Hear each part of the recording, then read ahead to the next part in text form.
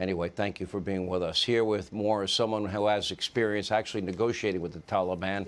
Adam Bowler is with us, along with Medal of Valor recipient who is trying to get his former colleagues out of Afghanistan, Brandon Ray Seabolt. Let me first, you've negotiated with the Taliban, so let me ask you one question that has not been asked Joe Biden, and I know the conversation because I've confirmed it with Donald Trump. Many people are on the call. Mike Pompeo confirmed it. He was on the call. Mark Meadows confirmed that this call took place. Before any negotiations with Donald Trump began, he told the Taliban leader that if they ever hurt a single American or didn't follow every comma and every period, he would obliterate them like he did the caliphate. They've been on the march for some time. Why didn't Joe Biden stop them as they were taking over large geographic areas of the country? And the big question is, should Joe Biden trust these people? I don't think you can trust a terrorist group, Sean. I mean, at the end of the day, the reason we were effective in our negotiations and the reason why they stopped attacking U.S. militia, our military, is because we had strength behind us. We had the U.S. military standing, and you brought up the conversation that President Trump had, that Pompeo had. It was very clear that we would hold the Taliban accountable the moment they stepped out of line. And that's what we need to show here. The situation right now is unacceptable, and it's not acceptable because right now the Taliban's waiting us out. They know we're going to leave. We set a deadline. And quite frankly, I don't care about the deadline. The end of the day is our mission. Are we going to accomplish our mission? And our mission has to be to get our U.S. citizens out and get our Afghan allies out, because we don't leave people behind. It's a U.S. Well, you've ethos. negotiated with them, Adam. So my question to you is, now they're on Sky News saying that if they don't meet the deadline, that's unacceptable and there'll be consequences. Well, who gives a damn? I give a damn because I give a damn because I don't want them using as leverage our fellow Americans. I care a lot. Yeah, but the strength of the United States is our military. I don't care who's in power, who's president, Democrat, Republican. At the end of the day, Joe's giving them a lot of leverage, Adam. Those are called human shields. Our fellow Americans are their shields, unfortunately, because he allowed this to deteriorate. What's that? I agree with you 100%. He needs to take the leverage back. One thing won't change is our strength of the U.S. Army and our military, and he needs to unleash them, and we need to show our strength. We don't leave with our tail between our legs.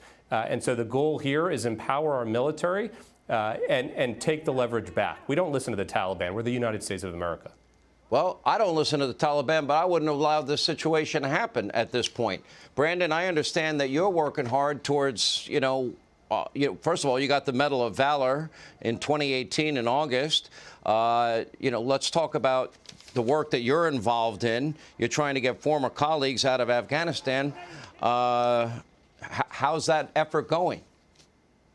Well, Sean, it's not going real well. And they are abandoned in Afghanistan, and it's a horrible situation. These are guys that risk their life, working with U.S. troops and, side by side in hundreds of combat missions, and they're just being abandoned. They're scattered throughout the provinces and can't get into Kabul, the only place where they have a chance of getting out, due to all the Taliban checkpoints. And oh, by the way, these are Afghans who went through the rigorous process of 18 months to 2 years to get an actual visa to come into the United States. So the fact that the deadline of the 31st looks bleak for them, the president's deadline needs to be when the last American or the last Afghan with, partner force is out of that country. But I agree, Brandon, wholeheartedly. The problem is what I was saying to Adam. When they got 10% of the country, the Taliban, and 20% and 40% and 50%. When my sources are telling me the CIA pulled out of there 7 weeks ago. So there were people in the intel community warning them, and they didn't listen to them. And now this is a situation we have where our fellow Americans are caught behind enemy lines and under the control of the Taliban. I don't see very many great options here, even with the might of the United States military, because they got an awful lot of Americans they can bring harm to. Adam, we'll give you the last word.